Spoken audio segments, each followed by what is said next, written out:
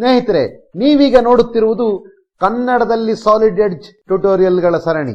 ನಮಸ್ಕಾರ ಸ್ನೇಹಿತರೆ, CAD cam Kannada ಚಾನಲ್ಗೆ ನಿಮಗೆಲ್ಲ ಆತ್ಮೀಯವಾದ ಸ್ವಾಗತ. ನಾನು ನಿಮ್ಮ ನಿತಿನ್ ಹೆಗಡೆ. ಸ್ನೇಹಿತರೆ, ಈ ಸಂಚಿಕೆಯಲ್ಲಿ ನಾವು ಇಲ್ಲಿರುವ ಈ ಐಸೋಮೆಟ್ರಿಕ್ ಡ್ರಾಯಿಂಗ್ ಅನ್ನು ಕೇವಲ ಎರಡು ಪ್ರೊಟ್ರೂಷನ್ ಗಳನ್ನ ಉಪಯೋಗಿಸಿಕೊಂಡು 3D ಮಾಡೆಲ್ ಆಗಿ ಕನ್ವರ್ಟ್ ಮಾಡೋಣ. ಮೊದಲನೇದಾಗಿ ನೋಡಿ, ಇಲ್ಲಿದೆ ಬೇಸ್. ಅದನ್ನು ಈ ರೀತಿಯ ರಚನೆಯನ್ನು ಮಾಡಿ 50 mm ಪ್ರೊಟ್ರೂಷನ್ ಮಾಡೋಣ.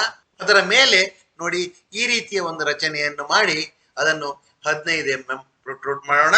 ಈಗ ಸಾಲಿಡ್ ಎಡ್ಜ್ ಸಾಫ್ಟ್ವೇರ್ ಅನ್ನು ಓಪನ್ ಮಾಡೋಣ. Solid part.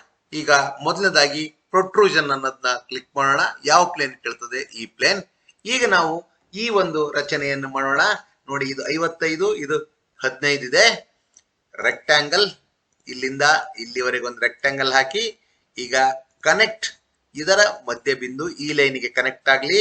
ನಂತರ ಕೊಲಿನಿಯರ್, ಈ ಲೈನಿಗೆ ಕೊಲಿನಿಯರ್ ಆಗಿರ್ಲಿ. ಈಗ ಇದಕ್ಕೆ ಡೈಮೆನ್ಷನಿಂಗ್ ಮಾಡಿ.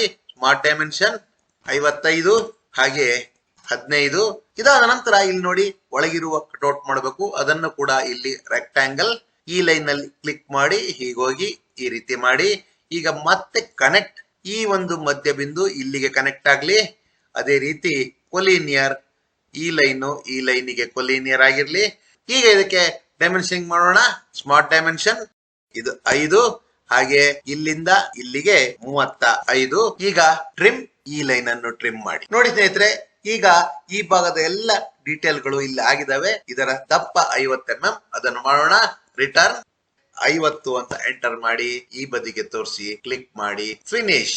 ಈಗ ನಾವು ಮಾಡ್ಬೇಕಾಗಿರೋದು ನೋಡಿ, ಈ ರಚನೆ ಇಲ್ಲಿಂದ ಇಲ್ಲಿಗೆ 40 mm ಅಂತ ಕೊಟ್ಟಿದ್ದಾರೆ, ಇಲ್ಲಿಂದ ಇಲ್ಲಿಗೆ 20 ಅಂತ ಕೊಟ್ಟಿದ್ದಾರೆ. ಇದರ ಮಧ್ಯದಲ್ಲಿ ಒಂದು 20 mm ಡಯಾಮೀಟರ್ ಹೋಲ್ ಇದೆ ಮತ್ತು ಈ ಒಂದು ರೌಂಡ್ ನ ಡಯಾಮೀಟರ್ 30 mm ಅಂತ ಕೊಟ್ಟಿದ್ದಾರೆ. ಅಂದ್ರೆ ಅದರ ರೇಡಿಯಸ್ 15 mm. ಅಂದ್ರೆ ಇಲ್ಲಿಂದ ಇಲ್ಲಿಗೆ 20 + 15 ಅಂದ್ರೆ 35 ಆಗುತ್ತೆ. ಇದನ್ನು ಕೂಡ ಪ್ರೊಟ್ರೂಷನ್ ಮುಖಾಂತರ ಮಾಡೋಣ. ಮತ್ತೆ ಪ್ರೊಟ್ರೂಷನ್, ಈ ಪ್ಲೇನ್ ಅನ್ನು ಸೆಲೆಕ್ಟ್ ಮಾಡಿ, ಮತ್ತೆ ರೆಕ್ಟಾಂಗಲ್, ಇದರ ತುದಿಗೆ ಹೋಗಿ ಅಲ್ಲಿ ಗುಂಡು ಸೂಜಿ ಬಂದಾಗ ಕ್ಲಿಕ್ ಮಾಡಿ, ನಂತರ ಹೀಗೆ ಬನ್ನಿ, ಅಲ್ಲಿಂದ ಮೇಲ್ ಹೋಗಿ. ಈಗ ಕೊಲಿನಿಯರ್, ಈ ಲೈನು ಇದಕ್ಕೆ ಕೊಲಿನಿಯರ್ ಆಗಿರ್ಲಿ, ಈ ಲೈನು ಇದಕ್ಕೆ ಕೊಲಿನಿಯರ್ ಆಗಿರ್ಲಿ. ಡೈಮೆನ್ಷನಿಂಗ್ ಮಾಡೋಣ. ಸ್ಮಾರ್ಟ್ ಡೈಮೆನ್ಷನ್, ಇದು 40 ಹಾಗೆ ಇದು ನಮ್ಗೆ ಗೊತ್ತು 35 ಅಂತ ಹೇಳಿ, 35 ಅಂತ ಎಂಟರ್ ಮಾಡೋಣ. ಈಗ ಇಲ್ಲಿರುವ ಈ ರೌಂಡ್ ಅನ್ನು ಕ್ರಿಯೇಟ್ ಮಾಡೋಣ. ಫಿಲೆಟ್ ರೇಡಿಯಸ್ ನಲ್ಲಿ ಇಲ್ಲಿ ಡಯಾಮೀಟರ್ ಕೊಟ್ಟಿದ್ದಾರೆ 30 ಅಂತ, ಅದ್ರ ಬದಲಿಗೆ ರೇಡಿಯಸ್ ನಲ್ಲಿ 15. ನಂತರ ಕರ್ಸರ್ ನ ತೆಗೆದುಕೊಂಡು ಹೋಗಿ ಇಲ್ಲಿ ಕ್ಲಿಕ್ ಮಾಡಿ, ಅವಾಗ ಅಲ್ಲಿ ಫಿಲೆಟ್ ಆಗುತ್ತೆ. ಈಗ ಸರ್ಕಲ್, ಡಯಾಮೀಟರ್ ನಲ್ಲಿ 20 ಅಂತ ಎಂಟರ್ ಮಾಡಿ, ನಂತರ ತೆಗೆದುಕೊಂಡು ಹೋಗಿ ಈ ಆರ್ಕ್ ಮೇಲಿಡಿ, ಅವಾಗ ಅದು ಸೆಂಟರ್ ಪಾಯಿಂಟ್ ತೋರಿಸ್ತದೆ. ಇಲ್ಲಿ ತಂದು ಕ್ಲಿಕ್ ಮಾಡಿ. ಮತ್ತೆ ಡೈಮೆನ್ಷನಿಂಗ್ ನೋಡಿ, ಇದರ ಡಯಾಮೀಟರ್ 20, ಇದರ ರೇಡಿಯಸ್ ಇಲ್ಲಿ ತೋರಿಸ್ತಾ ಇದೆ. ನಿಮ್ಗೆ ಇಲ್ಲಿ ಡಯಾಮೀಟರೇ ಬೇಕು ಅಂತ ಹೇಳಿದ್ರೆ ಇಲ್ಲಿ ಕ್ಲಿಕ್ ಮಾಡಿ. ನೋಡಿ, ಡಯಾಮೀಟರ್ 30 ಅಂತ ಬಂತು. ಇನ್ನೊಂದು ಡೈಮೆನ್ಷನ್ ಇದೆ, ಇಲ್ಲಿಂದ ಇಲ್ಲಿವರೆಗೆ 20 ಅಂತ ಇದೆ. ಹಾಗಾಗಿ ಅದನ್ನು ಡಿಸ್ಟೆನ್ಸ್ ಬಿಟ್ವೀನ್ ನಲ್ಲಿ ಮಾಡೋಣ. ಇಲ್ಲಿಂದ ಇದರ ಸೆಂಟರ್ ಪಾಯಿಂಟಿಂಗ್ ನೋಡಿ, ಆಟೋಮೆಟಿಕ್ ಆಗಿ 20 ಬಂದಿದೆ. ಇಲ್ಲಿಗೆ ಈ ಒಂದು ಕನ್ಸ್ಟ್ರಕ್ಷನ್ ನ ಎಲ್ಲ ಡೀಟೇಲ್ ಗಳು ಆಗಿದಾವೆ. ಹಾಗಾಗಿ ನಾನು ರಿಟರ್ನ್ ಅಂತ ಹೊಡಿತೀನಿ.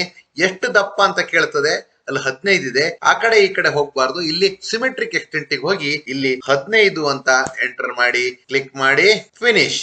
ಈಗ ಕಂಟ್ರೋಲ್ I ಅಂತ ಹೊಡಿರಿ, ಅವಾಗ ಐಸೋಮೆಟ್ರಿಕ್ ಕ್ಯೂ ಬಂತು. ಈಗ ಎಡ್ಜ್ ಬಾರಿಗೆ ಹೋಗಿ ಹೈಡ್ ಆಲ್ ಕೊಟ್ಟು ರೆಫರೆನ್ಸ್ ಪ್ಲೇನ್ ನ ಹೈಡ್ ಮಾಡಿ ಮತ್ತೊಮ್ಮೆ ಕಂಟ್ರೋಲ್ I ಹೊಡಿರಿ. ಸ್ನೇಹಿತರೆ, ಇಲ್ಲಿಗೆ ಈ ಟ್ಯುಟೋರಿಯಲ್ ಮುಕ್ತಾಯವಾಗಿದೆ. ಈ ಟ್ಯುಟೋರಿಯಲ್ ನಿಮಗೆ ಹೇಗನ್ನಿಸ್ತು ಅಂತೇಳಿ ನನಗೆ ದಯವಿಟ್ಟು ಕಾಮೆಂಟ್ ಮುಖಾಂತರ ತಿಳಿಸಿ. ನಿಮ್ಮ ಕಾಮೆಂಟ್ ಗಳಿಂದ ನನ್ನ ತಪ್ಪುಗಳೇನು ಅಂತ ಹೇಳಿ ನಾನು ತಿದ್ಕೊಳ್ಬಹುದು. ಇನ್ನೊಂದು ಟ್ಯುಟೋರಿಯಲ್ ನೊಂದಿಗೆ ಮತ್ತೆ ಬರುತ್ತೇನೆ. ವಂದನೆಗಳು, ಧನ್ಯವಾದಗಳು. ಮತ್ತೊಮ್ಮೆ ಭೇಟಿಯಾಗೋಣ.